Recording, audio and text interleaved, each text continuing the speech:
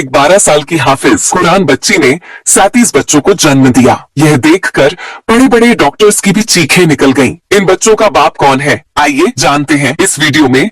Video को मुकम्मल देखने के लिए हमारे साथ रहिएगा। मेरे साथ आज ऐसा मामला हुआ था कि मेरा मीटर शॉर्ट हो गया था। मैंने ऐसी लड़की आज तक नहीं देखी थी। एक तो कम उम्र थी और उसके साथ ये सब कुछ हुआ था। जैसे ही उसे ऑपरेशन थिएटर में लेकर गई, थोड़ी देर बाद ही लोगों को उसके बजाय मेरी चीख की आवाजें सुनाई देने लगी और मैंने कहा कि बचाओ बचाओ, किसी को भेजो, मेरी मदद करे, नहीं तो आज मुझसे कुछ बुरा हो जाएगा। सारे अस्पताल वाले हैरान रह गए कि डॉक्टर सफिया को क्या हो गया। इसके बाद सब डॉक्टर्स मेरी तरफ भागे। मैंने डॉक्टर्स की एक पूरी टीम बुलाई और हम लोगों ने 6 घंटे के प्रोसीजर के बाद इस केस को हैंडल किया। 16 घंटे तक हम सब लोग हैरान थे, परेशान थे। ये हमारे अस्पताल का ही नहीं है, शायद पूरी दुनिया में होने वाला सबसे बड़ा मौजा था। मेरे एक सीनियर डॉक्टर कहते थे कि मौज अस्पतालों में ही होते हैं, लेकिन आज वाकई यकीन हो गया और अब आप लोगों को ये कहानी सुनाने लगी हूँ। क्योंकि जब मैंने इस लड़की का अल्ट्रासाउंड किया तो उसके पेट में 1 नहीं, 2 नहीं, 10 नहीं, बल्कि पूरे आज एक आम सा दिन था। मैं अपनी साथी डॉक्टर के साथ बैठी थी। फिलहाल कोई केस नहीं था, शाम होने वाली थी। इतनी ज्यादा गर्मी थी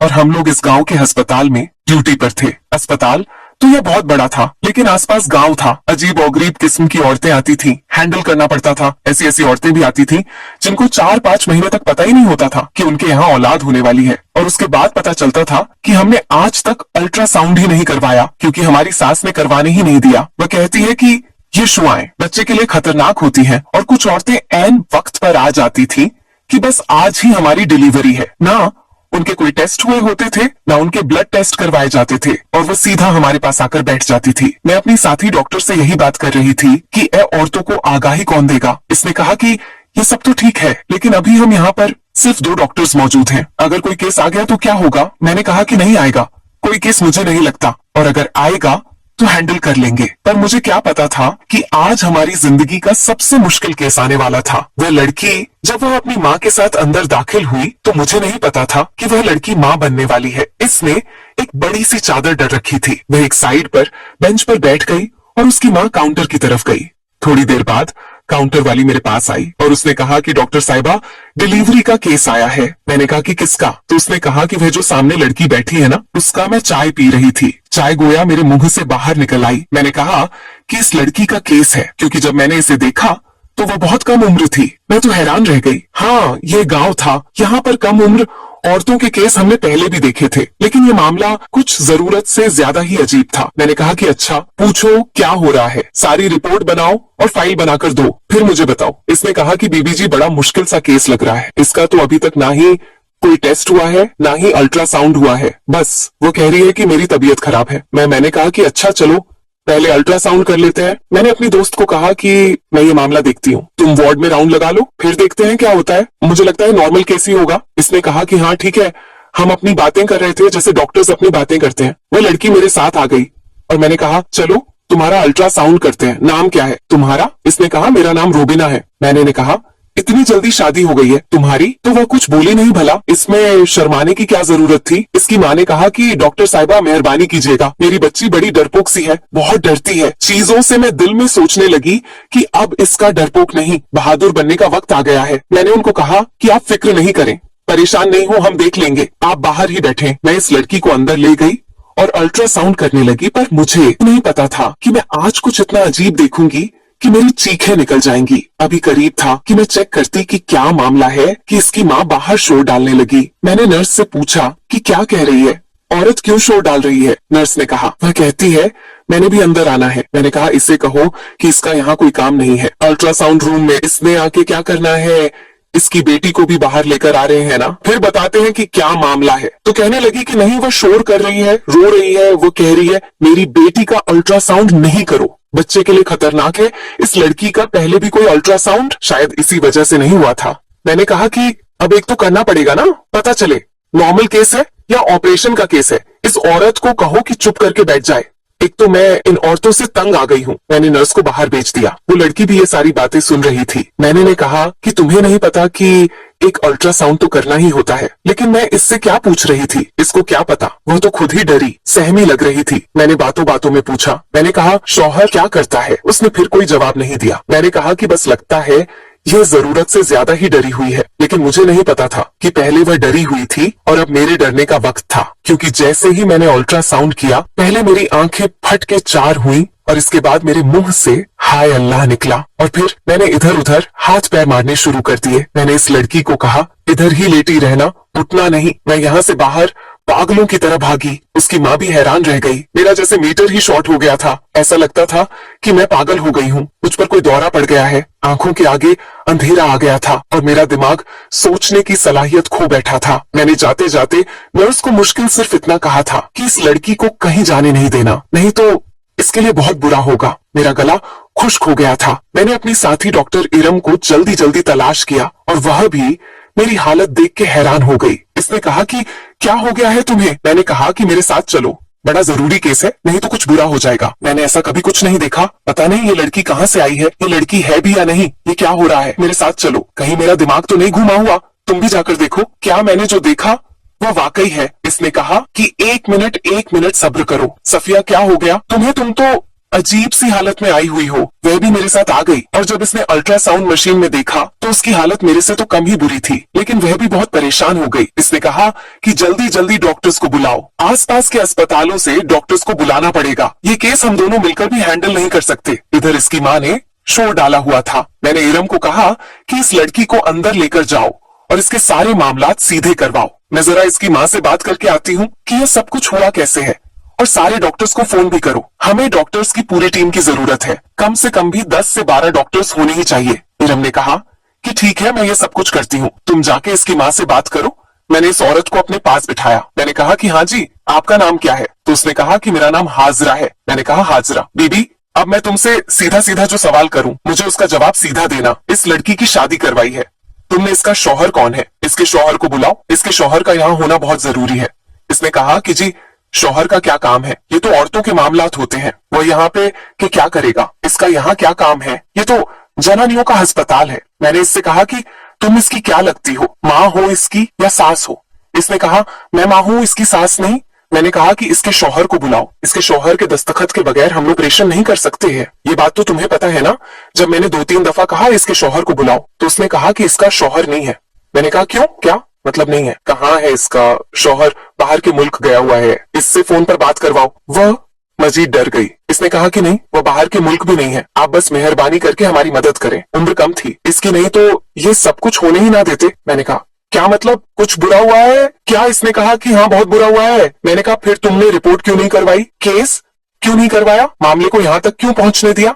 इसने कहा डॉक्टर साहिबा, बड़ी लंबी कहानी है, बस आप मेरी बेटी को बचा ले। मैंने कहा कि लंबी कहानी मुख्तसर बताओ। साथ ही मैं बाकी मामलात भी देख रही थी, डॉक्टर्स को मैसेज कर रही थी, फोन कर रही थी। अब ऐसे किसी को शॉर्ट नोटिस पर बुलाना आसान नहीं था, लेकिन वह लोग भी आ रहे थे और बाकी इंतजामात भी हो रहे थे। अस्पताल में सब लोग ही भाग रहे थे, एक तरह से जैसे इमरजेंसी हो गई थी। कोई इधर जा रहा था, कोई उधर जा रहा था, सारे मामलात करने थे, काम करने थे। डॉक्टर इरम भी अपने कामों में लगी थी, लेकिन वो मेरा साथ दे रही थी। वो बहुत अच्छी डॉक्टर थी, मुझसे भी ज्यादा अच्छी। इसकी माँ ने कहा कि जी हम लोग तो गरीब लोग हैं, मेरी बेटी रूबीना किसी के घर पर काम करती थी, वो लोग उसको अच्छे पैसे देते थे, हमारे घर में खाने को कुछ नहीं था, तो सोचा कि चलो ये इसके घर में काम करेगी तो 4 पैसे आ जाएंगे अपने घर में। तो वैसे भी औरतों का काम करना ही पड़ता है, पर अगर काम करने के पैसे मिले तो क्या बुरा है। बस हमने इसको वहाँ पर भेज दिया, उनके घर में कोई मर्द नहीं था, इसलिए हम लोग बेफिक्र हो गए थे। लेकिन वहाँ पर काम करने वाली एक औरत का बेटा था। इसने कहा था कि मेरा बेटा थोड़ा सा पागल है, इसे किसी बात का पता नहीं है। वह अपनी रूबीना की उम्र का ही था। हम लोगों ने सोचा कि यह तो पागल है, बेजरर सा आदमी है, बेटी को इसी घर में काम करने देते हैं। बस हम लोग बेफिक्र हो गए। वह औरत भी हमारी बेटी के साथ बुरा नहीं करती थी, बड़ा ख्याल रखती थी, लेकिन फिर पता नहीं क्या हुआ कि एक दिन वो इसको वापस छोड़ गई। इसकी हालत बड़ी बुरी थी, इसको तेज बुखार था, बुखार उतर ही नहीं रहा था। मैंने बार बार पूछा क्या बात है, इसने मुझे नहीं बताया। बस जी दिन इसी तरह गुजरने लगे। इसकी मालकिन ने ज्यादा पैसे बेच दिए तो हमने भी सवाल नहीं किया। उन्होंने कहा कि अचानक से इसको बेच दिया, इसलिए पैसे थोड़े ज्यादा दे रहे हैं, आप लोग अपना गुजारा चला लेना, अब हमें इसकी जरूरत नहीं है। हम गरीब बंदे थे, हाथ में पैसे आए तो बस चुप कर गए। लेकिन महीने बाद इसकी तबीयत खराब हो गई, डॉक्टर के पास गए तो इसने बताया कि ये मामला है। इससे पूछा तो ये कहने लगी कि मुझे नहीं पता ये सब कुछ कैसे हुआ है। बार बार पूछा है जी, आज की तारीख तक पूछ रही हूँ, लेकिन बताती नहीं है। इसके बाद मैं ये सब कुछ छुपाती रही और गांव की किसी नर्स और दाई डॉक्टर से इसको दवाई लेकर दे दी, लेकिन इसका असर ही नहीं हुआ। इसके बाप ने भी बड़ी बातें सुनाई, अब वह भी नाराज है। ऐसे करते करते महीने गुजर गए। आज यह कहने लगी कि मेरी तबीयत खराब हो रही है, तो मैं इसे लेकर अस्पताल आई। अब आप लोग ही बताओ क्या करें। मैंने कहा कि जिस जगह ये काम करती थी उस औरत का नाम और नंबर बताओ, तो इसने मुझे नाम और नंबर बता दिया। इसका मतलब कि झूठ नहीं बोल रही थी, ठीक ही कह रही थी। मैंने कहा कि ठीक है, अब यहाँ बैठो और अपनी बेटी के लिए दुआ करो, क्योंकि इसमें गलती तुम्हारी ही है। तुम्हें इतनी कम उम्र लड़की को किसी और के घर में छोड़ना ही नहीं चाहिए था। बाकी सारे डॉक्टर्स पहुंच गए थे, पूरे 16 डॉक्टर्स थे। वे सब भी हैरान थे, अपना अपना काम छोड़ के आए थे। मैंने उनको जब बताया, हम इस लड़की की जान बचाने में भी कामयाब हुए और इसके बच्चों की भी, क्योंकि वह एक साथ ही बहुत सारे बच्चों की माँ बनी थी। जब हम लोग अस्पताल में थे और ये सारा केस चल रहा था, तो बच्चे ऑपरेशन थिएटर से ऐसे बाहर आ रहे थे कि जैसे अंदर एक नहीं, दो नहीं, 20 औरतें बैठी हो और इन सबके यहाँ विलादत हो रही है, क्योंकि ये कम उम्र लड़की जिसका नाम रूबिना था, जिसको अपने बच्चों के बाप के बारे में भी पता नहीं था, इसकी माँ भी सीधी सी कहानियां सुना रही थी और बकौल इसकी माँ के इसके साथ कुछ बुरा हुआ था। इसने आज पूरे 37 बच्चों को जन्म दिया था, जिसमें से कुछ बच्चे बहुत ज्यादा कमजोर थे। उनको फौरन वहां से ले जाया गया और इंक्यूबेटर में रखा गया। कुछ बच्चों की हालत ऐसी थी कि वो बिल्कुल सेहतमंद थे, लेकिन उनको भी वहां से ले जाया गया। बहुत बड़ी भगदड़ मच गई। सब डॉक्टर्स ने अपना टाइम दिया। सबसे ज्यादा प्रेशर मुझ पे था कि मेरा केस था रूबिना की हालत भी अभी कोई इतनी अच्छी नहीं थी। अभी हम उसको शिफ्ट नहीं कर रहे थे। वह आईसीयू में थी, लेकिन खतरे से बाहर थी और उसे इस ऑपरेशन के बाद अस्पताल में कम से कम भी 2 हफ्ते गुजारने थे। जब मामलात थोड़े बेहतर हो गए, पता चल गया कि सारे बच्चे ठीक हैं और उनके खाने पीने का और कपड़ों का इंतजाम भी बहुत से लोगों ने मिलकर ही किया था। वह सब मामलात अपनी जगह थे। यह दिन मेरे लिए बहुत लंबा था और इससे अगला दिन भी इसकी माँ अपनी बेटी के पास बैठी थी। मैंने इसे कहा कि तुम बस अपनी बेटी का ख्याल करो, बच्चों को हम देख लेंगे। वह भी बुरी तरह रो रही थी, परेशान थी। मैंने उसे तसल्ली दी और जब मुझे थोड़ा सा वक्त मिला तो मैंने इस औरत को फोन किया जिसके घर यह लड़की काम करती थी, क्योंकि मुझे पूरा यकीन था कि यह सब कुछ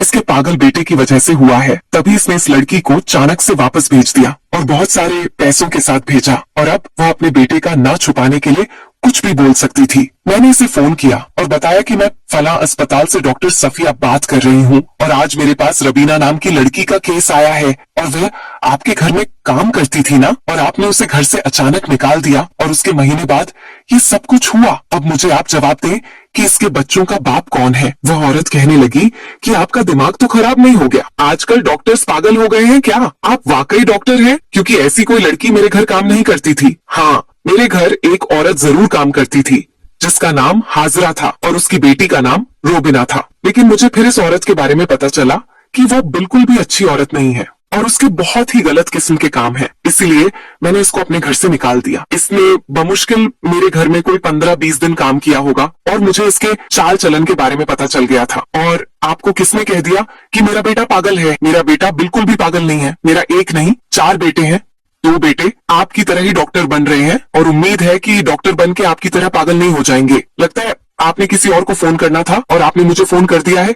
एक बेटा मेरा पुलिस में है और एक छोटा बेटा है जो अभी कॉलेज में पढ़ रहा है। मेरी 2 बेटियां भी हैं और अगर वह हाजिर आपके पास बैठी आपको ये उल्टी सीधी कहानियां सुना रही है ना, तो मुझे फोन करने के बजाय इसे अपने घर में काम मत दीजिएगा। बहुत ही खतरनाक औरत है। इतना कहकर उसने फोन पटक के बंद कर दिया और मैंने अपना सर पकड़ लिया। मैंने बाकी डॉक्टर से पूछा, उन्होंने कहा कि बच्चे ठीक हैं और अब मरीजा की हालत भी पहले से बेहतर है। लेकिन कैसे इन बच्चों को पालेगी? हमें ये बात मीडिया तक पहुंचा होगी ताकि इन बच्चों की मदद करने के लिए बहुत से लोग आगे आ सके। नहीं तो इन बच्चों को ये औरत तो क्या कोई अच्छा भला आदमी भी नहीं पाल सकता? इतने बच्चे आज तक किसी औरत के नहीं हुए। रिकॉर्ड जिस औरत ने बनाया था उसके इससे भी ज्यादा बच्चे हुए थे, लेकिन शायद पाकिस्तान की यह पहली औरत है जिसके साथ ये मामला हुआ है। अगर लोगों को इस बारे में पता चला तो वह सदका वगैरह देंगे और इसकी मदद हो जाएगी। लेकिन इसके लिए इन बच्चों के बाप का पता होना बहुत जरूरी है। आप लोगों ने फाइल में भी बच्चे के बाप के बारे में कुछ नहीं लिखा, इसके सिग्नेचर भी नहीं है, इसीलिए इतने सारे से सवाल कर रहे थे। मैंने इनको सारे मामलात से आगाह किया तो उन्होंने कहा कि ये बात तो फिर आपको पहले बतानी चाहिए थी। मैंने कहा कि इस वक्त मरीजा की हालत ऐसी थी कि इस सारी बातों का नकब तो अभी हुआ है। इसने कहा कि आप इसकी माँ को दोबारा बुलाएं। हमने इसकी माँ को दोबारा बुलाया, फिर से कहने लगी कि नहीं नहीं ये तो झूठ बोल रही है। अब ये समझ नहीं आ रहा था कि कौन झूठ बोल रहा है, कौन सच बोल रहा है। हम लोग डॉक्टर थे, पुलिस वाले तो नहीं थे। जासूसी तो नहीं कर सकते थे। हम लोगों ने इस मामले को दबा दिया और डॉक्टर्स ने सबने यही इरादा किया कि बच्चों के बारे में मीडिया में बता दिया जाए। बाकी बाप वाली बात के बारे में ना बताया गया था कि अगर लोग इनकी मदद कर सके, नहीं तो इतने सारे बच्चों का खर्चा कौन उठाएगा। इस लड़की से पूछा कि अब तुम्हारे यहाँ इतने सारे बच्चे पैदा हुए हैं, इनका ख्याल कैसे करोगी? तो इसने कहा मुझे नहीं पता, मुझे तो कुछ नहीं पता, मैं क्या करूं? मेरी माँ से पूछ ले। इसको जो बात कहते थे वह कहती थी मेरी माँ से पूछ ले। इस सारे मामले को देखते हुए मुझे इस बात की बहुत ही सख्त जरूरत पेश आ रही थी कि इस गांव की औरतों को आगाही की सख्त जरूरत थी। हमें यह डॉक्टरी का काम छोड़ के पहले इन सबको इन चीजों के बारे में बताना चाहिए था, समझाना चाहिए था। फिर लोग कहते हैं कि एक औरत का काम खाना पकाना या घर के काम करना नहीं होता। इसको जो काम हमारे इस्लाम ने और हमारे माशरे ने सौंपा है वह है बच्चों की तरबियत करना। लेकिन अगर इस औरत की अपनी ही तरबियत अच्छी नहीं हुई, इसे किसी बात का पता ही नहीं है, तो वह आगे कैसे किसी की तरबियत कर सकेगी? बड़ी परेशानी बनी हुई थी। बच्चों का खर्चा एक बड़े से ट्रस्ट ने उठाने का वादा कर दिया। इसने कहा कि हम बच्चों को संभाल लेंगे। वह सारे बच्चों को भी वहीं ले गए और इस लड़की और इसकी माँ को भी, क्योंकि सुनने में आया था कि ये माँ बेटियां अकेली थी। मैंने कहा कि अगर तो लोगों के घर में कोई मर्द नहीं है तो तुम्हारे घर का खर्चा कौन उठाता है? इस बात पर भी इनके पास कोई जवाब नहीं था। खैर, इनको इस ट्रस्ट में भेज दिया गया। बच्चों की वहाँ पर अच्छी देखभाल हो रही थी और इसकी माँ और लड़की के फैसले से यह बात भी सामने आई कि कुछ बच्चे अगर किसी बे औलाद जोड़े को दे दिए जाएं तो उनको कोई फर्क नहीं पड़ता, क्योंकि इतने सारे बच्चों को वो अकेले संभाल नहीं सकती। लेकिन अभी इस बारे में बात हो रही थी। ये भी एक लंबा प्रोसीजर था, इसके भी काफी सारे मरहले थे, पर ये सब कुछ हुआ कैसे और इन बच्चों का बाप कौन था, यह अभी तक बात सामने नहीं आई थी। और जब बात सामने आई तो हम सबके होश उड़ चुके थे। हमारे दिमाग जैसे फिर से माफ हो गए थे और मेरी हालत तो फिर से वैसी हो गई थी जैसे यह जानकर हुई थी कि इस औरत के इतने सारे बच्चे पैदा होने वाले हैं। क्योंकि यह बात हमें इस वक्त पता नहीं चली थी। वह इस ट्रस्ट में चली गई, बच्चे भी वहीं चले गए, इसकी माँ भी वहीं पर चली गई। इसकी हालत ठीक हुई तो वहाँ पर शिफ्ट करवा दिया, इसलिए जख्म जल्दी भर गए और बॉडी फिर से ठीक हो गई थी। इसके बाद कौन किसी के बारे में पूछता है? हमारे अस्पताल में और भी हजारों मरीज आते थे। अब हम बाद में तो किसी से नहीं पूछते थे कि वह ठीक है या नहीं। अगर इनको कोई मसला होता था तो वो खुद ही अस्पताल आ जाते थे। लेकिन मेरे दिमाग में ये बात बैठ गई थी, इसलिए मैं इनके पते पर चली गई। वो लोग तो अब वहाँ पर नहीं रहते थे, लेकिन आसपास के लोगों से तो पूछ सकती थी कि ये दोनों माँ बेटियां कैसी थी। और जब मैंने थोड़ी पूछ गिछ की तो मुझे पता चला वह मेरे लिए बहुत ही अजीब था। उन्होंने कहा कि इसका बाप जिंदा है, यानी कि रूबीना का बाप। वो उनके साथ नहीं रहता। इसने रूबीना की माँ को तलाक दे दी है और वह इन दोनों को छोड़ के चला गया, क्योंकि इन दोनों माँ बेटियों के काम ही ऐसे हैं। कसूर इसमें लड़की का नहीं है, वह बेचारी मासूम है, लेकिन सब कुछ इसकी माँ का किया धरा है। इनके पास पैसे कमाने का और कोई जरिया नहीं है, इसलिए यह वही काम करती है जो औरतों को नहीं करना चाहिए। ये अपनी बेटी को भी खुद ही मजबूर करती है। इसकी बेटी कम उम्र है, खूबसूरत है, ये इसका फायदा उठा रही थी। मैंने कहा कि आप लोग कहीं से सुनी सुनाई बातों पर यकीन तो नहीं कर रहे? ऐसा तो नहीं है कि बस दो शरीफ औरतों को इस मोहल्ले में बदनाम किया गया है? तो उन्होंने कहा कि नहीं, ऐसी बात बिल्कुल भी नहीं है। आप जिससे भी पूछ लें वो आपको यही कहेगा। बा तो कुछ ऐसी ही लग रही थी। जिस औरत से मैंने फोन पर बात की थी उसने भी यही कहा था। इसका मतलब कि हाजरा जितनी सीधी नजर आती थी उतनी सीधी नहीं थी। ये सब कुछ जानने के बाद मैं ट्रस्ट में चली गई। मैंने वहां जाकर इससे पूछा। वो औरत इतनी ढीठ थी कि अभी भी वह कह रही थी कि नहीं, हम तो बड़े शरीफ लोग हैं, ऐसी तो कोई बात नहीं। मैंने कहा कि फिर इस लड़की के बच्चों का बाप कौन है? तो वो चुप हो जाती थी। फिर मैंने रबीना से बात की और इसने मुझे एक एक लफ्ज बता दिया। वही बात थी जो मोहल्ले वाले बता रहे थे। मुझे बहुत अफसोस हुआ, वह भी रोने लगी। मैंने कहा कि अब तुम यहाँ पर महफूज हो। अगर तुम्हारी माँ तुम्हें यहाँ से ले जाने लगे तो तुमने नहीं जाना, और ये जो यहाँ पे आप ही काम करती है ना, वहीदा आप ही इनको बता देना और कहीं भी ना जाना। इसी ट्रस्ट की इंचार्ज थी। मैंने उनको भी सब कुछ बता दिया। उन्होंने कहा कि इसकी माँ को यहाँ से बाहर तो नहीं फेंक सकते, लेकिन इस पर नजर रखेंगे, बच्चों का भी ख्याल करेंगे। अभी तक 2 बच्चों को बे औलाद जोड़ों के हवाले कर दिया है और रूबीना ने खुद उनकी गोद में बच्चा पकड़ाया है। वह बिल्कुल भी परेशान नहीं थी, खुश थी। शायद इसे सारी बातों के बारे में पता ही नहीं है। इसका मतलब ये है कि इन बच्चों के बाप का कोई पता नहीं था, क्योंकि रबीना की माँ ने इससे ये सब कुछ करवाया था। पर ये कहानी एक सच्ची कहानी है और हम सबके लिए इबरत का निशान है कि इस माशरे में क्या कुछ हो रहा है। आप इस बात के बारे में क्या कहेंगे कि लोग ये सब कुछ क्यों करते हैं? क्या गरीबी की वजह से, पेट की वजह से? क्योंकि पेट तो खाना मांगता है और खाना तो मुफ्त कहीं से भी नहीं मिलता। अगर अमीर और कबीर लोग अपनी आमदनी में से गरीबों के लिए हिस्सा निकाल और कोई ऐसा काम करे कि इनको इस तरह की हरकतें नहीं करनी पड़े, तो ये माशा किसी हद तक ठीक हो सकता है। मैं बिल्कुल ये नहीं कहती कि हाजिरा मजलूम है और इसने ये सब मजबूरी में किया, इसने मजबूरी में नहीं किया और ना ही वो मजलूम है, लेकिन वे हमारे माश का ना सूर है और जख्म के पीछे कोई ना कोई वजह तो होती है। अब आप लोग बताएं कि आपका इस हवाले से क्या ख्याल है और ऐसी औरत के साथ क्या करना चाहिए। नाजरीन,